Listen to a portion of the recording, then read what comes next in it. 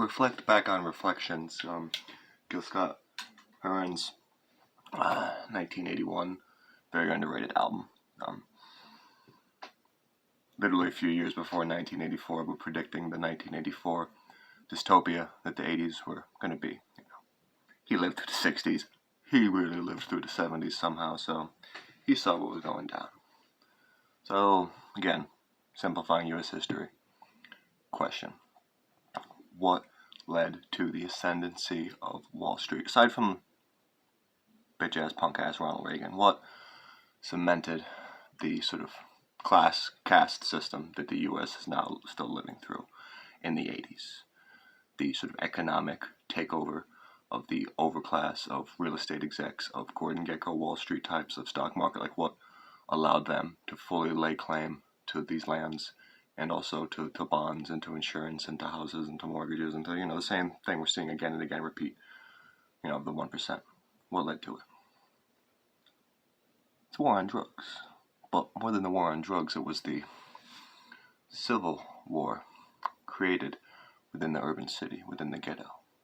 And this cruel brilliance to the plot, when you think about it, when you think really about U.S. history and how the man always subverted any attempts of real revolution of the underclass, or particularly of black liberation, from the rebellions, from Bacon Rebellion, Shea Rebellion, from John Brown, from all that, going into Civil War, going into Jim Crow, going into the W.B. Griffin, Birth of a Nation, what that did, how that brought the Klan back up, going into what they did in the 20s, despite the economic collapse afterward in the 30s, how they still were just like building such racism, and then used the paranoia, the anti-yellow paranoia of World War II, to, even though black soldiers were dying and died for this country more than any of them.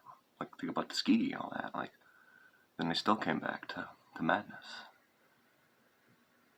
But then when they started to form allyships with the beat poets and the radical minds of the 50s, well, the 60s took care of that with the simplified. The same sort of pills and drugs that were being used by these suburban housewives were now being manufactured in corrupt ways for the bourgeois takeover. See what I'm saying? So now with Vietnam, it created a pipeline with opium and poppy fields. So that the soldiers who would have came back, like Ronnie Kovic, and would have protested what they saw, they came back strung out on drugs, you see, to a VA system that did not help them, did not really help them recover, or if helped them recover, it was through more drugs to keep them numb and silent and to limit their credibility and push them into suicide and overdoses. Okay? So, the drugs not only destroyed the hippie movements, but again, and this is what the 80s really did, but it happened in the 70s too.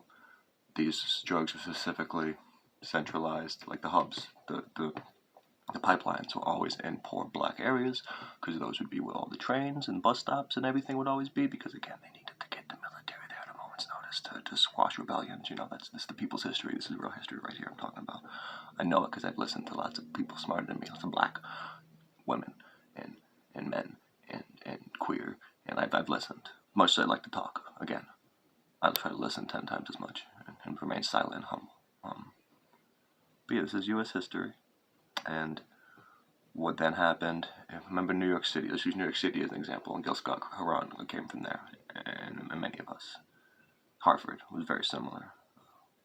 Somehow more pathetic, because it wasn't just like, there wasn't really anywhere to run. New York always had places you could go to and be like, yeah, America. Even now, I've been there. It's like, yeah, once in a while you find a spot that's not fucking a nightmare. Or Hartford, fucking goddamn nightmare everywhere. Beauty to breakdown, beauty in the people on the streets, but structurally, systematically, geographically, it's desolation row, So what would happen is what this song I'm going to recite now, off of Reflections, gets into. It's called Gun. It's the second to last one. And this is something that, again, fuck when people say that history doesn't repeat, it rhymes. Because history, as we're seeing now, repeats beat for beat. Because if it worked once, and folks got away with it, of course the powers that be will use it again. We underestimate them. Because they use dummies like Trump as straw men. But behind them are people, scholars. Not bright, not empathetic, but smart people who understand history. The history they don't want you to know about. And they know what they got away with before. They know what because their fucking granddaddy did it.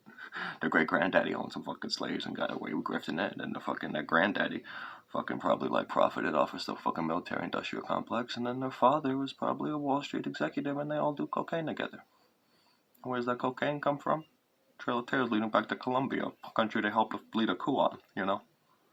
And this isn't like, oh man, you're being paranoid. I mean, yeah, a little bit. I'm a little bit paranoid, but like, this is true.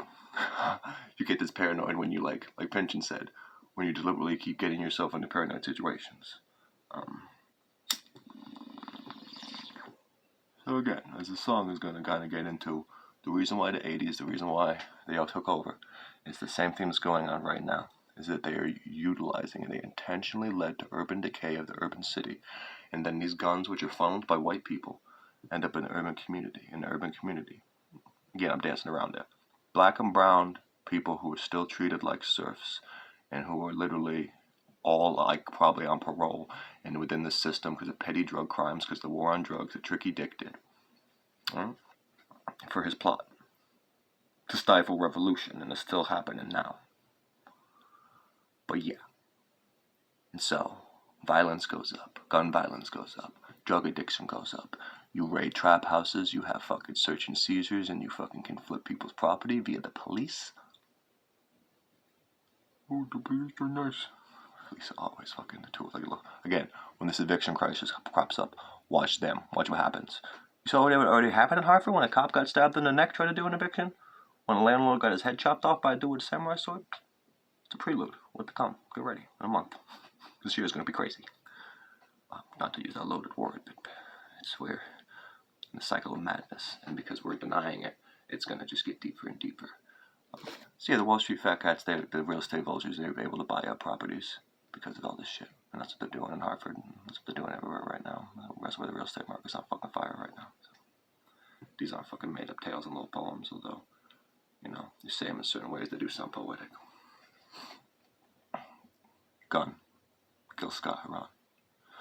But the man nowadays living in the ghetto with the dangers sure enough real. Well, when he's out late at night, and if he's got his head on right, well, I lay you 9 to 5, he's walking with steel. But the man says he's afraid of gangsters, messing with people just for fun. He don't want to be next, he's got a family to protect. So just last week he bought himself a gun. Everybody got a pistol, everybody got a 45. And the philosophy seemed to be at least as near as I can see.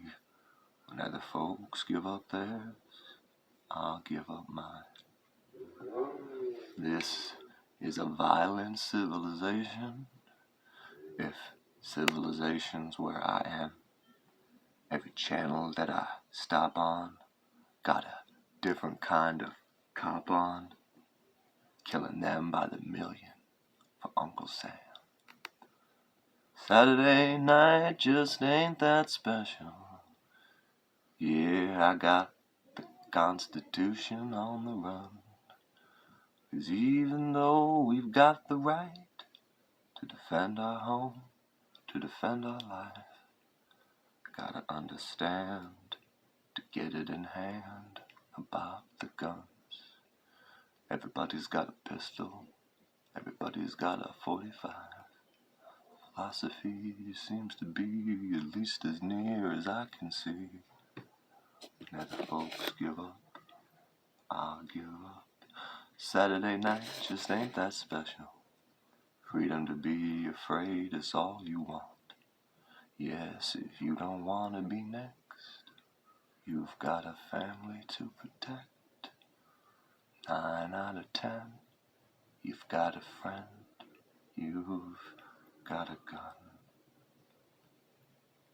Everybody got a pistol, this mostly be the NRA.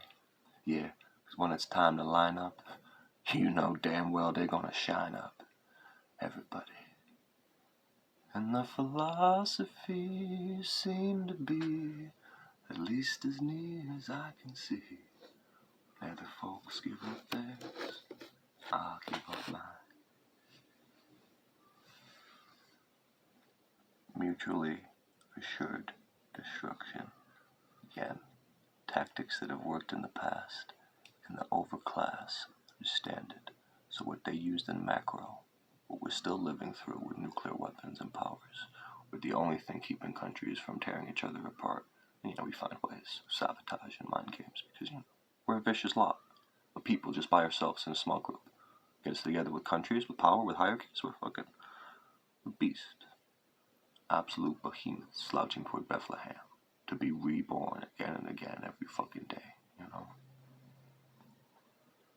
So mutually assured destruction is the same thing that they're doing right now with these revolts or only these attempts, and they're stirring the pot so much, these weird saboteurs, and again these false white allied anarchists just fucking mucking shit up for everybody and fucking thinking they're fighting the man, but they end up fucking throwing a Molotov cocktail, a little cocktail of black business, and fucking rape black artists fucking in fucking heroin dens,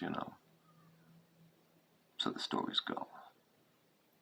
But this shit's been the story as old as man, because this is who man is. You don't want to fucking see it, because that's the nature of our brain. That's evolution, survival. But it's led to just death and destruction and literal blood, so. I don't know, I don't think most people ain't gonna ever wise up, because it's a hard burden to bear, but.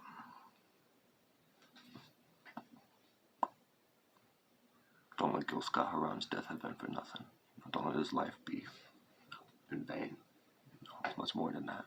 The messages he was saying, that's why I'm reciting this. I'm not trying to fucking, white dude, fucking, vicariously living through a black man's pain. Nah. I never know his full struggle. But I know that kind of pain that he went through from that fucking dragon. That fucking dragon, that's the China white that takes down anybody. White, black, brown, yellow, and everything in between, every shade. That China white, that pure China white. That China girl that took out Bowie. You saw it. Took out my father. My friends are dead. My friends that are dead. My friends that are dying. More to come. I was fucking somehow penetrated that black pole, that abyss. And didn't get all the light sucked up. I managed to break free from its gravitational pull, one day at a time. I understand the demon. And the demon is so dastardly that we don't need COINTELPRO, we don't need saboteurs. We just need fucking plausible deniability, and enough fucking dope boys making money, and enough fucking liars in the community. That's the real gun. You know what I mean? Mother Superior, jump the gun, you know what I mean? Bang, bang, shoot, shoot. This is, again, it's a very good poem. Gil Scott's a very good poet. Don't I know it. Love and peace from the fart. Again, the sincerest of happy Black History Month.